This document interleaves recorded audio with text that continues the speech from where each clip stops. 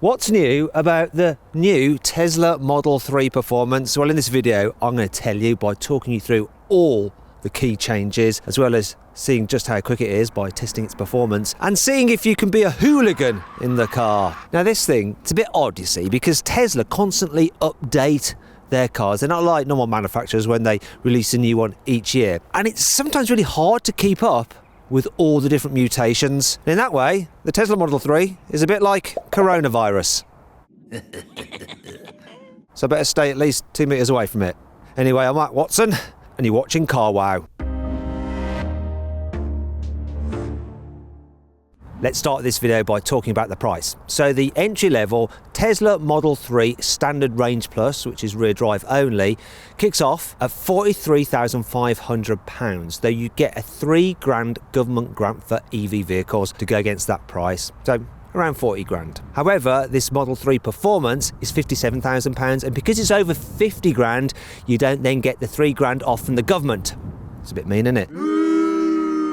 So maybe you want to lease one of these cars, and you can do that through CarWow. Look, so you can get the entry-level one for £404 a month, and the Model 3 Performance is £568 per month. Now, if you click on the pop-out banner up there, or actually just follow the link below the video if you'd rather do that, you can go to CarWow to check out the latest EV car deals. Now, if you want to do that at a later date, you can just simply Google "Help Me CarWow." My team and I will help you choose the right car for you and get it for a fair price from one of our trusted dealers. Now let me talk you through the changes that Tesla's made to the Model 3's design. So here at the back, they've done nothing. They've done nothing at all. It's the same as before, so it's pretty nice looking from the back. And this being the performance model, you have a carbon fibre boot lip spoiler. Yay! Here at the side, they have done very little, actually. But you now have black where there was chrome, such as around the windows and on the door handles. Other than that, looks like the Tesla Model 3 has always looked from the side. Quite a nice side profile, to be fair. What they have changed, though, the wheels. You get new wheel designs across the range. They started at 18s, rising to these 20s on this performance model. They're called Uber turbines. Uber, it's a bit German, isn't it? Now here at the front, you get some new headlights. Apparently, they're matrix LEDs, but more on that later. Oh, look, we've got the little green flash there to show it's an electric car. Yay. New rules, looks rubbish. It's still the same Model 3 front though, so it looks a bit like a fish. That's your changes really, not many. Let's have a look inside, see what they've done in there. The big news in here is this. Whole new centre console. The old one had a gloss black finish and it's scratch easy.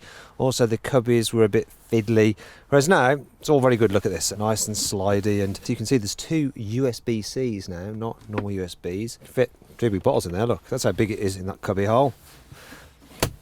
Underneath here you have even more storage and a 12-volt socket if you're that way inclined. Then a couple of cup holders here. Well, they are a bit large, so when you accelerate, things do rattle around. My favourite update is this though, where you put your mobile phones. You've got a soft pad there, and you just whack your mobile phone in there, and it does stay there even when you're going quickly, and it charges it wirelessly. That's good. So what's also good? Quality. It's all right. Teslas used to have pretty poor quality, but the materials all feel soft and squidgy, even down here. Speaking of down here, even more practicality. Decent size door bins. What's not so good though is getting to the glove box. You have to press a button here, then press that button there to undo it. Why can't I just open it by pressing a button on the glove box? But at least it is a big old glove box, and it's lined with felt, so things don't rattle around in there. Other updates we have are the buttons on the steering wheel. They used to be plastic, feel a bit cheap. Now they're metal, so they feel more expensive. Though, this is one of the problems I have with the Tesla. You have to control everything through the screen. So let's say I want to move the steering wheel. I don't use an electric button here. I have to press this button here, get a menu up on the big screen, and then, where is it? There we go, steering wheel. And now I can move the steering wheel in and out using that button. And there is plenty of adjustment actually in the steering wheel. Now I want to do the mirrors. Okay, right, I press this button on the screen. Now I'm going to move the right mirror, so I press that button, and now this is controlling the right mirror. Bit of a faff. If you own this car, you're going to set it up for yourself, and it'll remember who you are, and so it'll preset to how you like to have it set up. However, if you're like me and you're often parking on the curbside, you are going to want to sometimes change the angle of the mirror and not always have it tilted down the same. So things like that are just a little bit more complicated than they need to be. The positive side though is that you get this really clean, uncluttered interior design. It's just simple. I like it for that. You might be thinking, wait a minute, Alcantara on the dash, that's pretty cool. Well, actually, you can't get that on the car. Someone who owns this has actually had it fitted. Normally you get wood if you have the black interior, black leather interior like this. Then you can have a white interior, and then you have a white strip on the dash. Feels well made and solid. Oh, squidgy up there as well. All good. There's something else that's new. It's a big one, this.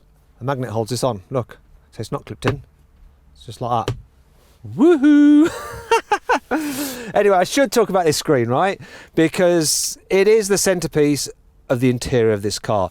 Huge big tablet. It's got Google Maps on this one. You control all the features through it. It's good, but it's not brilliant. For starters, your speedo's there because you've got no instruments in front of you for the driver, so you're always looking across like that. I'm not the biggest fan of that. Also, it can be a bit convoluted doing certain things like I've just shown you, but Tesla likes to have a bit of a laugh. So you have toys and games on it, so you can do certain things. One of them is a fart effect. Was that you, Lewis? Ooh, I had a bit of follow through that one. And something else that you can get on it is entertainment functions. So you got Netflix, you got Twitch, and you got YouTube. So you can watch a bit of carwow on there if you want to.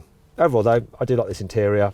Seats are nice and comfy. The only real problem I think is that this pillar is really, really fat. So you do get a bit of a blind spot when you're at junctions and stuff. But other than that, it's nice here in the front. Let's check out the back seats. That's not the way to do it, Mr. Punch. I just went to open the door by pressing the button for the window. There's the door button there. That's the way to do it. Okay, knee room's fine. Headroom, that's actually all right as well.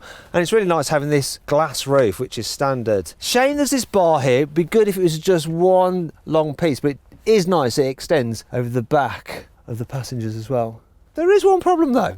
It's the fact that the floor is quite high, seat quite low, so you're almost in like a squatting position. In fact, it's kind of in that position that makes you want to go to the toilet. So if you sit here too long, you have to stop a bit more regularly for a comfort break. Other than that though, it's spacious enough, floor's flat, so if you need to carry 3 people at once, there's plenty of space for everyone's feet. The only thing you can't really do is slide your feet under the chair in front, which is annoying. Let me just check this out. Oh yes.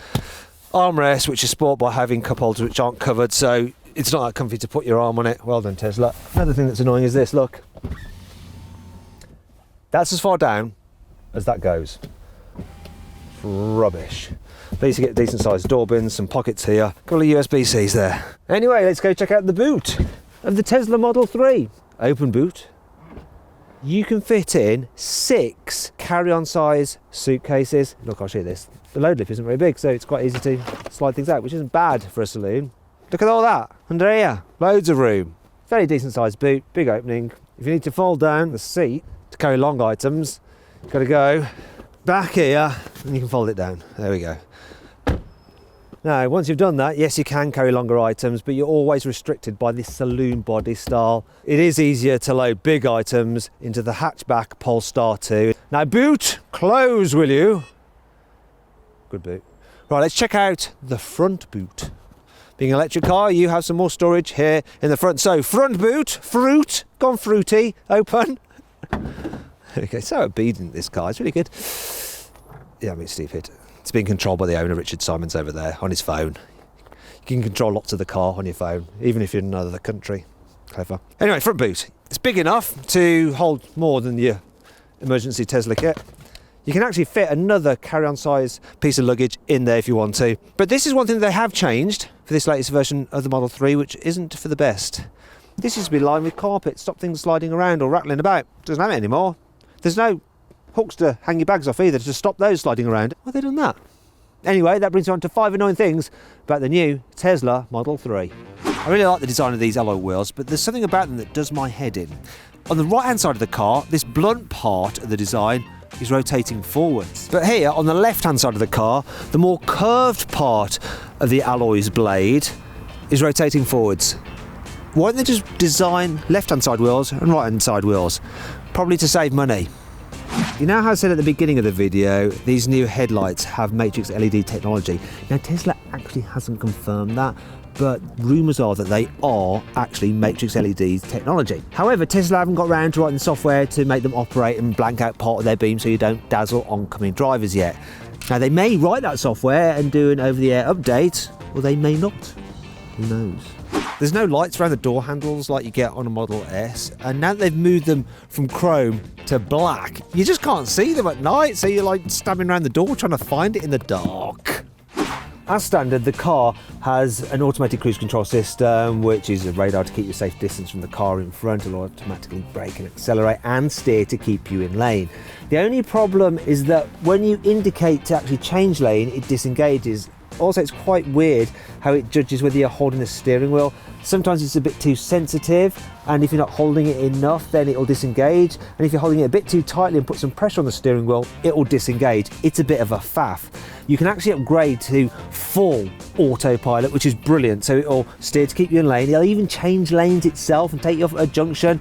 And for that, you're gonna have to pay £7,000. It does include the feature of summoning the car, so you can press a button and it'll come to you out of a parking space, or it'll do the reverse, it'll actually park itself in a parking space. But £7,000 is quite a lot. And why don't they just sort out the standard fit cruise control so that it was just a little bit easier to use? The last Model 3 I tested had a problem with its Bluetooth. It kept cutting out, and this Model 3 has a problem with its Bluetooth. Its owner, Richard Simons, is connected to me now. Richard, can you tell me about why you think Teslas are the best electric cars ever? Well, they're generally really good. Tesla, a lot frustrating. This new car doesn't work. It's not my phone. It's the Bluetooth from the car. Yeah. So this is a car from a man who's supposedly sending us all to Mars, but he can't sort Bluetooth out properly. I don't think I want to get on his spaceship just yet. It's not all negative though. Here's 5 good things about this car. This car has surround view cameras which you can use for parking, but they also work as a sentry mode, so they keep an eye on your car when you leave it parked. So if you have someone suspicious kind of mooching around it and looking in, it'll start recording it and it'll save it to a memory stick which is stored in the glove box, so you have evidence of what's going on. It'll even alert you that someone is being a little bit suspicious around your car. Now you can actually use it as a dash cam when you're driving, so if you're driving around and you have an accident, it will record the incident. Who the heck is that idiot? All versions of the new Tesla Model 3 get Brembo brakes on the front. The Performance also have Brembos on the back, and here at the front the calipers are 4-pot, and they have a 2-piece design for the brakes, so they're lighter than on the standard Tesla Model 3s. The brakes actually are really nice to use. Sometimes on electric cars brakes can feel a bit grabby and weird, but they're completely natural on this Tesla. If you drive somewhere that's really narrow, where you have to put your mirrors in so you can get through, the car will remember where that location is, so next time you get there, they will automatically go in. Clever. Tesla's fitted this new Model 3 with something called a heat pump. So it doesn't work like a conventional heater, which heats up an element electrically, which uses a lot of energy. Instead, it does something else, which is a little bit like a reverse refrigerator. I'm not entirely sure on the specifics. If you know, because you're an engineer or something, please let me know in the comments below. Anyway, it means that you can get further on a single charge if you have the heater on. No, you can get further than if you had the old style of heater on. Yes, that makes sense actually. I really like the Tesla Model 3's little charging port flap. It's nice how it opens. What I like even more though is the fact that if you buy a Tesla, you get to use Tesla's supercharger network, and it just makes owning an EV easier than if you don't have access to them like you don't with other electric cars.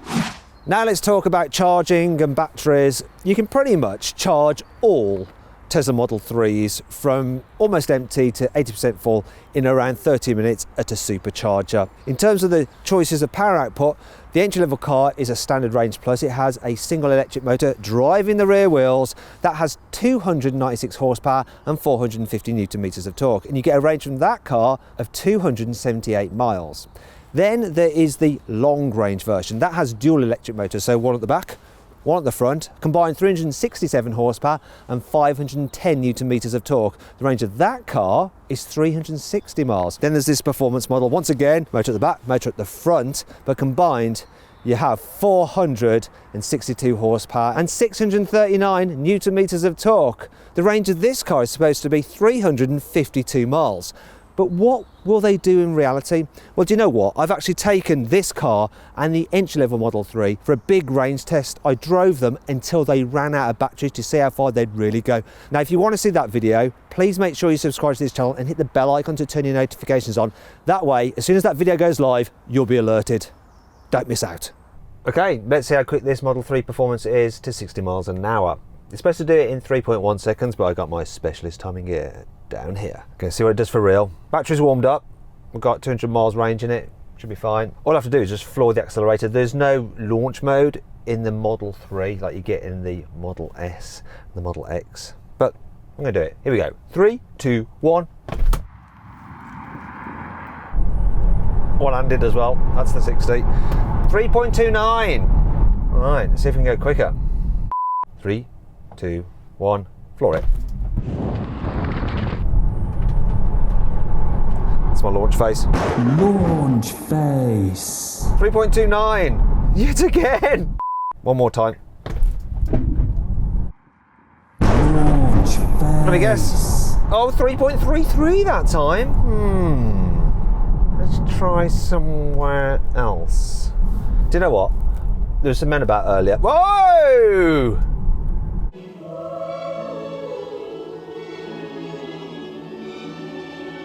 There's some men about earlier trying to shoo deer off the track, and they're like, no mate, we ain't seen no deer about today, it's all fine. Wasn't fine. Deer everywhere. Oh dear. I think this can detect animals as well as pedestrians and cars. So I don't want to test it. Now I don't know if you noticed the clunking sound when I accelerated. It's because I've stupidly left something in the boot. So you'll have to bear with me while I just get rid of it. Look, it was this special device for sterilising cars because of COVID. Who says that I add unnecessary filler to car videos? Right, come on, let's do this again. Oh, friggin' hell. I've got to get my bloody card and tap it here. Yes. Okay, right. Shut up. Let's go. What? Yeah, I know it's departing the lane. I'm driving it, you daft b****. It's having a hissy fit because it didn't manage to do 3.1 seconds to 60. Come on, I'm going to give you another go. Right, I'm going to go on this bit of tarmac, see if it's grippier. That's part of my new plan. My other plan is to go into the driving modes. Driving, let's go into, put it in park. Track mode. Track mode's fine. Oh, I've got to get that back up again. Faffage. Let's go into the customize settings. Let's go into drag setting. This has been set up by myself to give it a little bit of stability assist slip and bits and pieces. Will this help? Let's try it. 3, 2, 1, launch. Launch face? Let's get it into drive. 3, 2, no, wrong way around. 3, 2, 1, launch. Launch face. Come on. 3.27, bit better. Let's go. 3, 2, 1, launch. Launch face. Launch face. I'm not doing this. No, I'm not doing it again. We just need one more. I'm not doing it again. I don't care what the producer says. 3.32. No, I'm not getting 3.1. Okay, close, but not quite there. Still blooming quick. Now, I know I always go on about the acceleration in electric cars, but for me, that is one of their main selling points. They're just so much fun in how responsive they are, and in real world driving at legal speeds, the performance is just bonkers, yet really useful. So look, for instance, I'm at 40 miles an hour in this. You've got to see these numbers climb. I'm 40, flooring it. Watch this go up to 70. I mean, just the bed. Real world speeds, overtaking and stuff like that, they are on it. There is no lag, there's no gearbox and engine having to like decide where each other's at before they accelerate. This is where they absolutely destroy internal combustion engine cars, even the high performance ones. My Audi RS6 does not feel as quick as this. It'll be quicker when you're going over 70 miles an hour, but that's only good for the Germans and their autobahns. And you don't actually need this performance. The entry-level version, I've driven that, just the rear drive version, 0 to 60 in just over 5 seconds. It's super responsive as well. They're great for everyday driving. Also, these Teslas, nice and comfortable. The seats are comfy. Quietness, reasonably quiet. So this new Model 3, one of the things they've done is fitted double glazing to the windows, but actually it's not really any quieter than before. Now I know this because the guy who's lent me this car, Richard Simons, he's actually got a YouTube channel where he does lots of things and tests with Tesla, and he's back to back with a sound meter on Model 3, new Model 3. Now if you want to see his kind of techie videos on Teslas, I'll put a link below the video to his YouTube channel, RSEV, so go check that out. Now there is one thing I've noticed about this car, and I think it's particular to this very car here, is that there's a bit of a wind whistle, like, I don't know if you can pick it up on the mic, it comes in at around like there, 50, around 40 to 50, and then it stays with you. Can you hear that? I think there must be a seal loose somewhere. And this is a brand new car, so it's not ideal, but other than that, very comfy and relaxing to travel in, and near silent.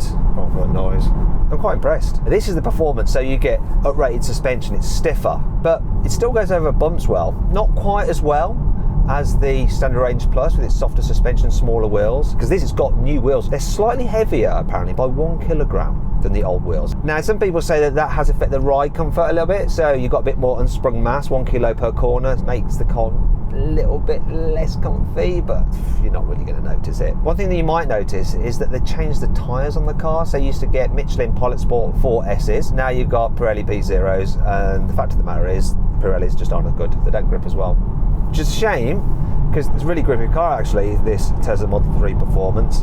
One of the things that I find makes this car really easy to drive quick on an unfamiliar road is not just the fact that you've got that four-wheel drive traction and that stability, it's the view you get at the windscreen. I mean, look at that. The dash is so low and the screen's so big, you really can see all the road in front of you. It's great, especially when you're down those real narrow tracks and you're hooning it and a car comes the other way and you need to just kind of get out of the way. You really know exactly where the car is. And it also adds to the experience of just being able to see the road ahead of you. I like that. And it feels sporty. It's not light, but it's not heavy by electric car standards. It's just over 1,800 kilos. And all that weight is low down because of the batteries. It does steer nicely. It does grip.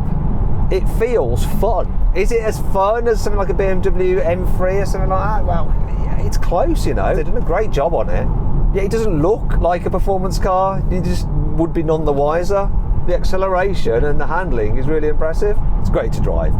I'd love one. The only problem is it'd be hard for me to actually have one because I live in a flat, and charging infrastructure, while it's better with Teslas than any other electric car, it's still just not as easy as filling up with fuel. It's just not. There's one last thing I want to show you. You know, I said this car was a bit like a BMW in terms of how much fun it is to drive. Well, it has a track mode which you can now customize, and you can alter the split of the power between the front and the back. So I can send it all the way to the back, have the stability off, and it should, in theory, be able to drift. But will it? Let's find out. Yeah, I'll do it.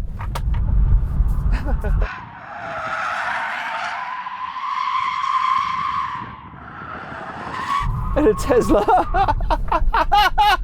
I was not expecting that. It's not quite as easy to modulate the power as it is in a BMW M car. Oh, you can have some fun. Now, if you want to see me doing a similar thing with a good old combustion engine car, then just click on the pop-out banner up there to go to that. You can watch the video. Anyway, enough of that. That's stupid. So then, what's my final verdict on the new Tesla Model 3? Should you avoid it? Should you consider it? Should you shortlist it? Or should you just go right ahead and buy it? Well, I reckon you should avoid the Tesla Model 3. Actually, I'm just playing silly buggers. You should go right ahead and buy it. It is the best all-round electric car in the world. I hope you all enjoyed the video. If you did, please give it a like. you click on that video window there, you can watch a drag race involving a Tesla Model 3. If you click on that window there, you can watch a drag race involving a Tesla Model S.